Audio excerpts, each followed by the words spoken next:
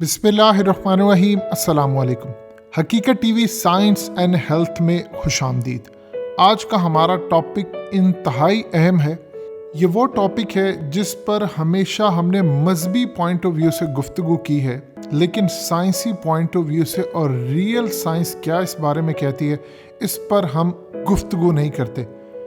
आज का हमारा टॉपिक है कि इस कायनात में बहुत सारी मखलूक आबाद हैं, जिनमें एक जिन भी है और बहुत सारी ऐसी फोर्सेस हैं जैसे फरिश्ते हैं, जिन्नात हैं, डिफरेंट चीज़ें हैं। ये हमें नज़र क्यों नहीं आती और हम किस तरह इनको देख सकते हैं। और सबसे ज़्यादा अहम तरीन बात कि जिन्नात के हवाले से साइंस क्या कहती है, क्योंकि कुरान मजीद और अहादीस में तो क्लियरली इनका जिक्र है और तफसीर में अगर हम जाएं तो हमें पता चलता है कि इंसान के इस दुनिया पर यानी अर्थ पर आने से पहले यहाँ 2000 साल पहले जिन्नात आबाद थे, लेकिन चूँकि उन्होंने यहाँ पर फसाद किया, लिहाजा फिर अल्लाह पाक ने उनकी जगह हमें यहाँ पर इंसानों को भेजा और उनको यहाँ से दूर ले गए। अब इस सूरत हाल के अंदर पहले सिर्फ जिन्नात आबाद थे, फिर वो डिफरेंट जगहों पर चले गए। आज जिन्नात अर्थ पर भी आबाद हैं, किस किस जगह पर है, क्या सूरत हाल है, इन तमाम चीज़ों पर डिस्कशन करते हैं। हकीकत टीवी साइंस एंड हेल्थ की इस वीडियो को लाइक करें, चैनल को सब्सक्राइब करें और बेल आइकन पर ज़रूर क्लिक करें। देखिए, कायनात जिसमें हम रहते हैं इसकी कई डायमेंशंस हैं, जिनमें कुछ साइंस की समझ में आती हैं और कुछ आ चुकी हैं, कुछ पर साइंस गौर व फिक्र करी और अभी तक कुछ ऐसी चीज़ें हैं जो उसकी सोच समझ से बालातर है। कुरान मजीद की तकरीबन 85% चीज़ों पर साइंस ने बिल्कुल कह दिया है कि ये 100% ट्रू है और अल्हम्दुलिल्लाह इंशाल्लाह बाकी जो 15% है साइंस उसको भी तस्लीम करेगी, क्योंकि कुरान मजीद एडवांस है। हमें साइंस की ज़रूरत नहीं है कि वो तस्लीम करे, लेकिन कुरान एक सच है, हक है, अल्लाह पाक के अल्फाज हैं, इसीलिए साइंस उसको एक वक्त में आकर आज 85% तस्लीम कर लिया है। इंशाल्लाह बाकी 15% भी ये तस्लीम करेंगे। देखिए, नज़र आने वाली कायनात में जिसमें हम अशिया का मुशाहिदा करते हैं, इदराक कर सकते हैं, इसमें साइंस हर जगह पर कोई ना कोई ऐसी एक्सप्लेनेशन और वजाहत पेश करते हैं जिससे चीज़ों को समझने में आसानी हो। नज़र आने वाली इस कायनात को हम कहते हैं सीन वर्ल्ड, जिसमें अब तक साइंस दरियाफ्त कर चुकी है तकरीबन 87 लाख मखलूक़ात मौजूद हैं, जिनमें से 65 लाख ज़मीन के मैदानों या पहाड़ों के सीनों पर रहती हैं और बाकी दरियाओं और समंदरों में पाई जाती हैं। ये सब मखलूक जो हमें दिखाई देती हैं और इस कायनात का हिस्सा है, अपनी आसानी के लिए हम इसे सीन वर्ल्ड कहते हैं। मगर इस सीन वर्ल्ड के साथ साथ एक अनसीन वर्ल्ड, जो नज़र ना आने वाली दुनिया भी है, जो इस दुनिया के बिल्कुल पैरेलल यानी साथ साथ चल रही है। हैरानकुन तौर पर अनसीन वर्ल्ड यानी जिसको हम देख नहीं सकते, ये ज़्यादा वसी और पॉपुलेटेड है। F.H. ब्रैडले ने अपनी किताब अपीयरेंस एंड रियलिटी में कहा है कि दुनिया की दो हकीकतें हैं। एक वो चीज़ है जो आपको नज़र आती है, एक वो शय है जो आपको नज़र नहीं आती। जो आपको नज़र नहीं आती, इससे ज़्यादा रियलिटी कुछ नहीं हो सकती। यानी एक तो आप दुनिया को देख रहे हैं, ये आपको नज़र आ रहा है, लेकिन हकीकत ये है जो वो आपको नज़र नहीं आती। अब इसमें एक आम जरासीम से लेकर जिन्नात तक एक पूरे का पूरा जहान आबाद है, जो हमारे इर्द गिर्द हर वक्त जारी और सारी है, मगर हमें दिखाई नहीं देता। सीन वर्ल्ड ही की तरह अनसीन वर्ल्ड में भी बहुत सारे ऐसे फिनोमेनस हैं जिसे साइंस जानती, मानती और तस्लीम करती है। बहुत से ऐसे अवामिल हैं जिन्हें साइंस जानती तो है, मगर उसकी समझ में नहीं आता ये है क्या। और बहुत से ऐसे फिनोमेनस हैं जिसे साइंस ना तो जान सकती है और ना इसे तस्लीम करती है। अब कुरान मजीद में सूरह एराफ की आयत 27 में अल्लाह पाक ने फरमाया है, बेशक वो और इसका लश्कर तुम्हें वहाँ से देखता है जहाँ से तुम इसे नहीं देख सकते। ये कौन सी ऐसी जगह है जहाँ से अल्लाह पाक हमें देखता है, या उसका लश्कर फरिश्ते या उसके अपॉइंट करदा जो भी मखलूक़ात है वो हमें देख सकती हैं। हमारे पास आंखों के ऊपर वो पर्दा है। हम वहाँ तक अगर चले जाएं कि हम उस चीज़ को डिस्कवर कर लें जिस लेंस की मदद से आज आप पूरी दुनिया के अंदर ना नज़र आने वाली चीज़ें देख सके। मिसाल के तौर पर آپ آسمان کے اوپر چل رہے نہیں دیکھ سکتے، آپ نے کیمرے ایجاد کر لیے، آپ نے ایسے ڈیوائسز بنا لی کہ آپ مشاہدہ کر سکتے ہیں۔ اسی طرح آپ کو وہ چیز ڈسکور کرنی ہے جس سے آپ ان سین چیزوں کو دیکھ سکے۔ سائنس آج ہزاروں سال کی تحقیقات کے بعد سین اور ان سین ورلڈ کی تھیوری پر پہنچی ہے، مگر اللہ تعالیٰ نے تو اپنی کتاب قرآن مجید میں 1440 سال قبل ہی ان سین ورلڈ کا اشارہ دے دیا تھا۔ نہ نظر آنے والی اس دنیا میں اللہ نے کتنی مخلوقات بنائی ہیں، جنات کا ان میں سے وجود صرف ایک ہے۔ یہ چیز ذہن میں رکھیے گا، جنات اس نہ نظر آنے والی مخلوق میں سے صرف ایک مخلوق ہے۔ یہ ایک ایسا فنامنا ہے جو ہمارے گرد پیش پوری طرح شدت سے جاری ہے، مگر ان سین ورلڈ کا حصہ ہونے کی وجہ سے سائنس اس کو سمجھ نہیں پا رہی۔ اب سائنس بھی بظاہر اس کا انکار کرتی ہے، لیکن ہمیں یہ بات ہمیشہ ذہن نشین رکھنی چاہیے کہ سائنس ایوولوشن پروسیس سے گزرتی ہے، یعنی ترقی ہے۔ اس میں کچھ بھی حتمی نہیں ہوتا۔ 1887 میں جب سب سے پہلا وائرس دریافت کیا تو سب سے پہلے سائنسدان اس کے انکاری تھے، لیکن وقت کے ساتھ ساتھ سائنسٹسٹ یہ بھی بات مانتے تھے کہ زمین ساکن ہے، پھر اس کے بعد وہ کرتے تھے کہ سورج بھی رکا ہوا ہے۔ مگر جو سائنس نے ترقی کی، ان کے نظریات بدلتے گئے، پچھلی تھیوریز ریجیکٹ ہوتی گئی، ان میں ترمیم ہوتی گئی۔ دنیا کی واحد کتاب قرآن مجید ہے جس میں کوئی ترمیم نہیں ہوئی۔ یہ اللہ کا کلام ہے اور یہ تا قیامت ایسے ہی رہنا ہے۔ آج کی سائنس جنات کے وجود سے انکار کرتی ہے، لیکن کچھ ایسے ایلیمنٹس ہیں جس سے وہ تسلیم کرتی ہے کہ یہاں پر جنات موجود ہیں۔ آج حقیقت T V science and health کی ویڈیو بھی جنات کے وجود اور سائنس کے قوانین سے متعلق ہے، جس میں ہم یہ سمجھنے کی کوشش کر رہے ہیں کہ جنات کیسے ایک وجود سے دوسرے وجود میں داخل ہوتے ہیں۔ آپ نے دیکھا کئی لوگوں کے اندر جنات آ جاتے ہیں، یہ کیسے ہزاروں کلومیٹر کا سفر پلک جھپکنے میں طے کر جاتے ہیں، اور ان کا وجود اگر ہو تو کس طرح کا ہوگا۔ قرآن مجید میں جنات کی تخلیق کا ذکر اس طرح کیا گیا ہے۔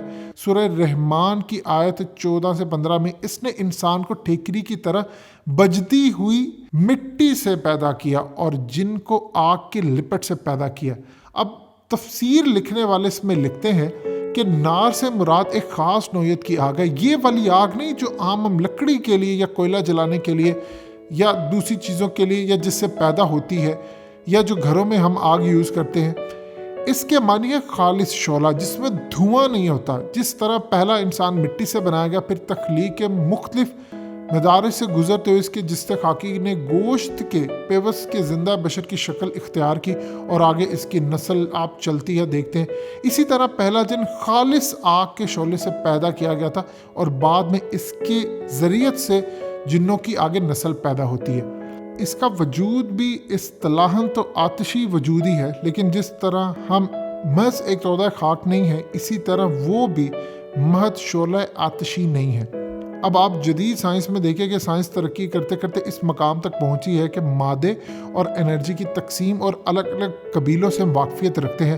ہم جانتے ہیں کہ مادہ اپنی دو حالتوں میں یعنی ٹھوس اور مائع کی شکل میں کبھی ہمیں نظر آتا ہے اور کبھی گیس کی کسی قسم میں رہ کر ہمیں نظر ہی نہیں آتا۔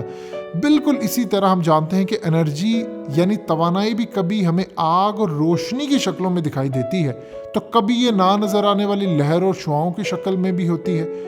الفا ریز وغیرہ اس کی عام مثال ہے۔ جنات کے وجود کو سمجھنے کے لیے ہمیں یہ جاننا ضروری ہے کہ سائنس کے مطابق انرجی اپنی شکلیں تبدیل کرنے کا اختیار رکھتی ہے۔ ایگزیکٹلی یہ پوائنٹ آپ کو سمجھائے گا کہ جنات کیسے چیزیں بدلتے ہیں۔